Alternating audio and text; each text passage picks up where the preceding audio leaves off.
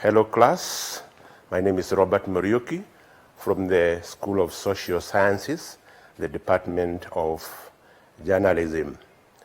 Today's lesson is on DJL2305, Unit Corporate Public Relations.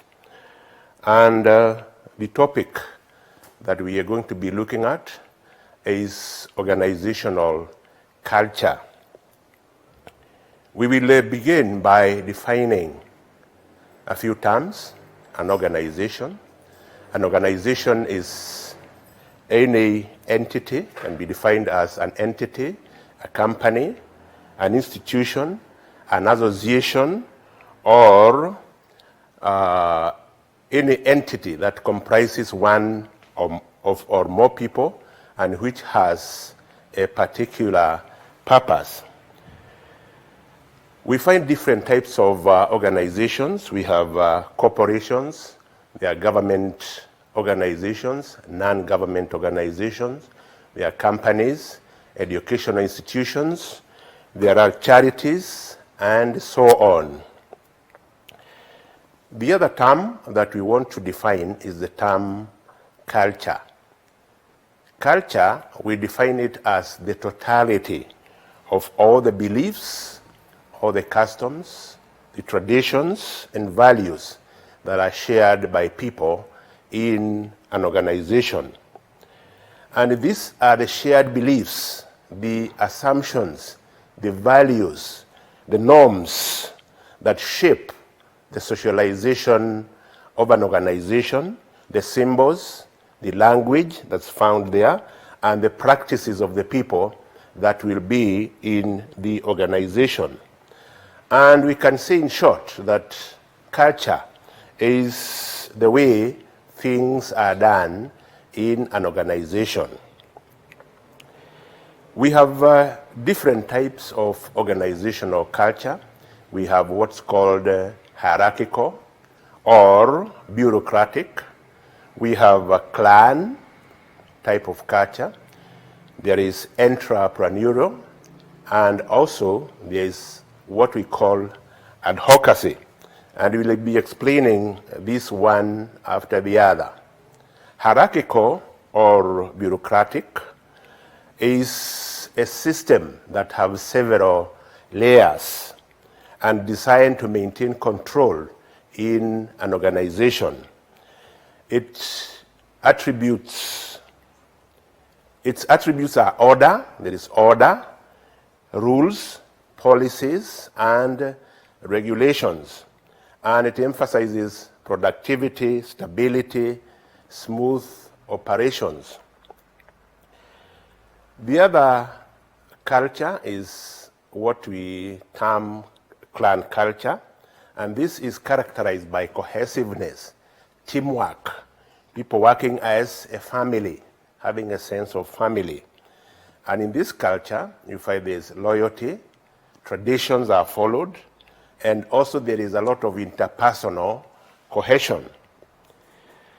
The other culture is entrepreneurial, which can also be referred to as a market culture. And this is mainly concerned with productivity, production, competitiveness, goal-oriented. People are given goals and they're expected to fulfill those goals, and it looks for competitive advantage and market superiority. The other culture is advocacy, and this is a more flexible structure. It has a more flexible structure, and it looks for creativity and innovation. And decisions are devolved and coordinated and relies on good communication. So those are the types of culture. And we also have other types like what we call the power culture. In power culture, this is where decisions and the organization is dominated by a person or a small group of people who make the key decisions in the organization. The other one is role culture. In a role culture, this is usually found in large companies that are hierarchical. And individuals are given clear roles, clear specified roles or jobs to perform. The other one is task culture. And in this type of culture, you find there's a team that is formed to perform particular tasks. There's also person culture. In person culture, you find that it is quite individualistic, and individuals are fully allowed to make decisions for themselves. And this is not very common. It's only found in a loose form of organization. Let's now look at the elements of culture. The elements of culture, we have symbols. There is language as an element of culture. There are stories. There are rituals and ceremonies. There are heroes and also physical structures. These serve as the elements of an organization. If you look at symbols, for symbols there are things that are made to represent something else. For example, if you look at a flag is just a piece of cloth with colors. But a flag represents something more deeper. It has a lot of significance. It brings pride. It brings belonging and a sense of identity. So a flag would be a good example of a type of a symbol. We could have other symbols like animals and other things. The other element is language, and the language that is used for communication in an organization. What type of language? Is it respectful? Is it commanding?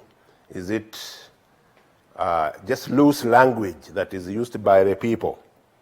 Now, this language can also be used to make people accept the culture and also the preservation of that culture. How are people addressed in an organization? There are organizations which are very formal, addresses are sir, madam. Others are a bit loose. And then there is also use of phrases, use of metaphors, and so on. So language is quite an important element in an organization. The other element is the element of stories. Stories in an organization. What stories are told of this organization? How was its founding? How has it grown? Who are the most important people? The stories of accomplishment, the stories of the founders. There could have been a crisis. How was this crisis solved?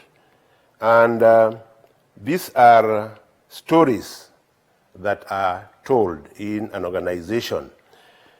They could also depict the past events in the organization. They could also tell about desired behavior in that organization. The other element is that of rituals and ceremonies. Rituals are repeated routines in an organization. Maybe there are meetings. Some organizations have meetings either daily, weekly, or monthly. There could also be planned activities, maybe graduation ceremony. There could be opening or closing ceremony. There is also what's called matriculation in colleges. Those are the ceremonies that are usually in an organization and form and serve as elements of culture. The other element is that of heroes. Heroes, who are the heroes who have been in the organization? Maybe there could have been a problem, and there are people who could have solved that problem. Maybe there's an innovation, and there are people who have done that innovation. And could be some people have excelled very well in an organization. If we think about a university, when somebody scores the highest scores, getting first-class honors with the highest points, that record, that person becomes a hero. Or a person who has passed through a college and then later in life becomes very successful, maybe becoming a president, or somebody who has very high achievements. These are the heroes that are found in an organization. Or even, how does one become a hero in an organization? This is an element which is also very important. The other one is about physical structures. What are the physical structures? How are the buildings? We find in some organizations, buildings are very attractive. In other organizations, the buildings are very foreboding. They are not inviting because of the nature of the organization. Maybe security organization, they are very heavy steel doors. The physical structure, are they attracting or are they restricting? Are they protective? Are they competitive? What type of physical structures are there in the organization?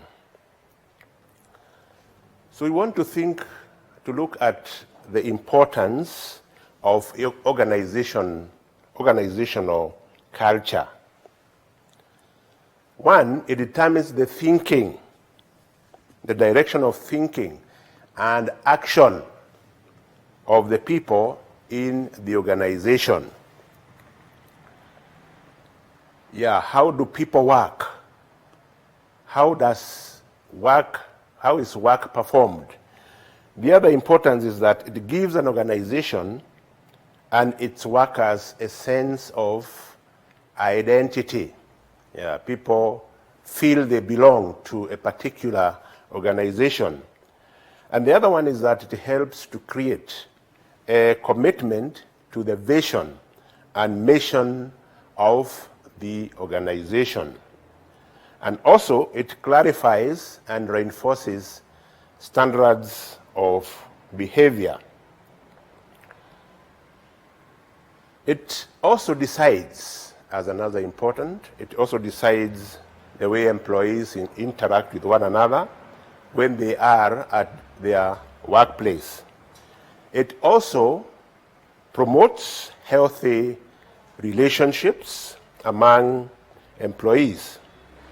And the other importance is that brings employees from diverse backgrounds. It also brings them from diverse areas, and then they come to a common platform, and they are united, and they become one. They become one people of that organization. We want to look at the socialization process. How are people socialized in an organization? And socialization, we can define socialization as the process employees are adopted to the culture of the organization, the customs and the traditions. New employees come to understand the basic values and norms of the organization, and they learn how to be accepted as members of that organization. Socialization has three processes.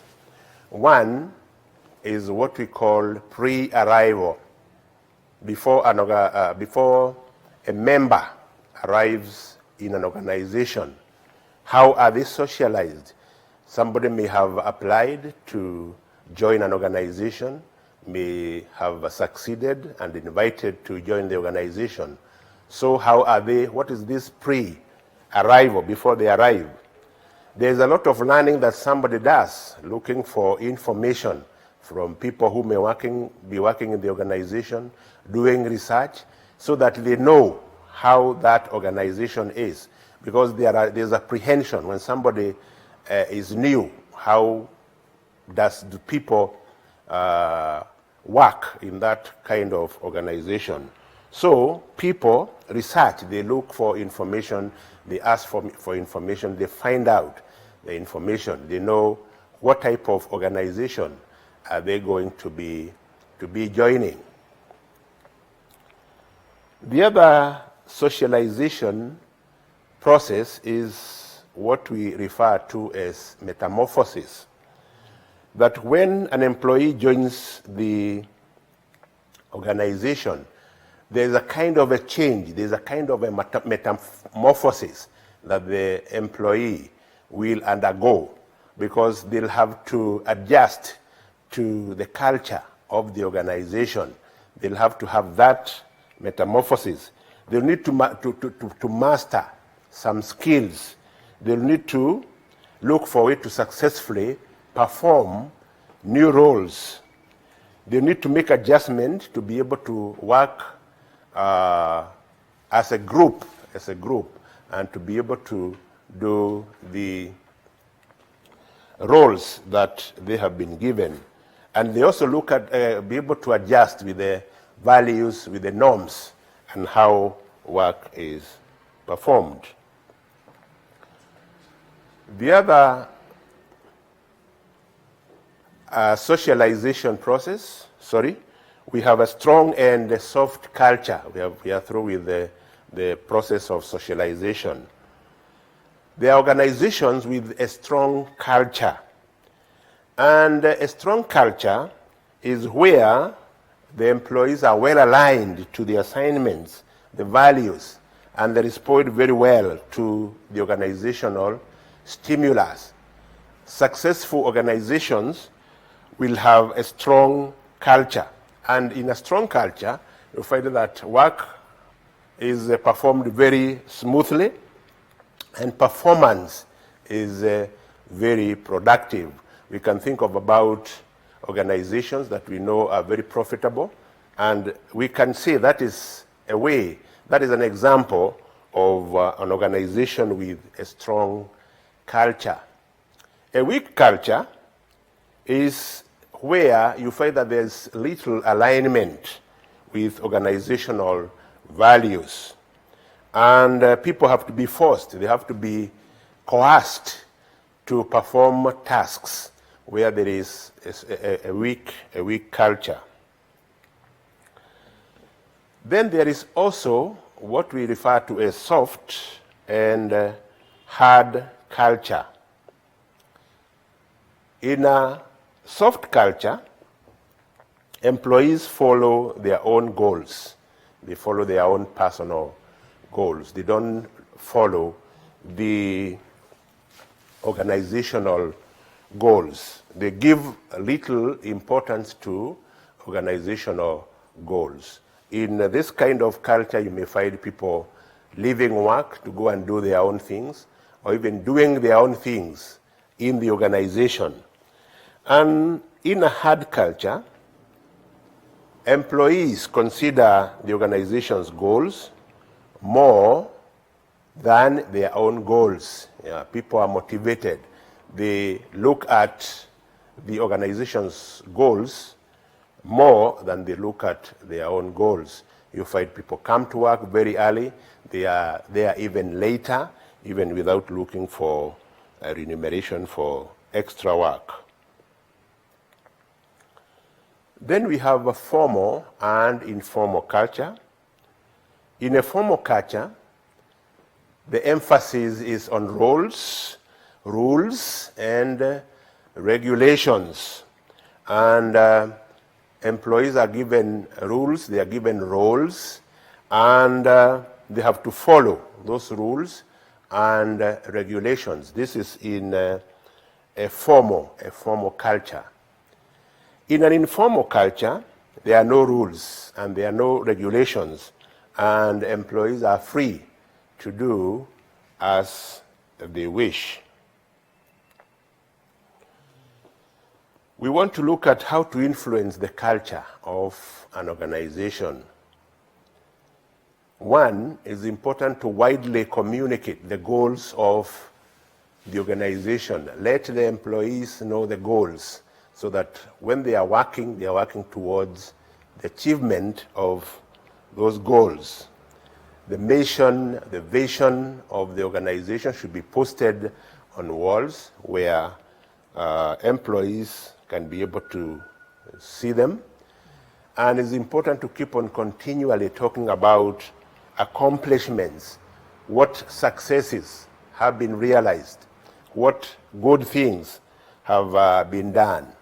And the other way of influencing the culture is to often repeat what the organization wants to see in the workplace. If it's punctuality, if it's performance, if it is good conduct, it is good that this is repeated, is done repeatedly so that people can get that. The other one is that it's important to take good care of the employees. It's important to build on the strengths on the employees and emphasize on their growth, that employees are taken as important people. They're important people. And it's also important to reward those employees who deserve it. The other way to influence culture is to model the behavior that you want to see. If it's a leader who wants to see teamwork, it's very important that the leader involves him or herself in the teams. And if they want punctuality, to be an example, let them be at work. If they want hard work, let it come from them. The other way to influence is to discourage undesirable behavior. If there's undesirable behavior, it's good to talk about it, discourage it, and give constructive feedback rather than punishment, because punishment is repulsive and people may feel very bad when they are continually punished. So it's important to look for positive ways to dissuade employees from unwanted behavior. Can use guidance and counseling rather than giving written warnings or firing the employees. And we come to the end of our lesson. Thank you very much. These televised lectures supplement our robust online learning going on our MKU online platform. You can view more on our televised lectures via our online platform. We are in a digital era, and Mount Kenya University knows this. The following are the steps to follow so as to complete your online application. Download the application form from the website www.mku.ac.ke. Attach copies of your academic certificates and ID. Pay the application fees via M-Pesa pay bill number 270988. Your ID is the account number. 2,000 shillings is the charge for a postgraduate. You can also deposit in the bank accounts provided on the website. Then email all the above to apply@mku.ac.ke.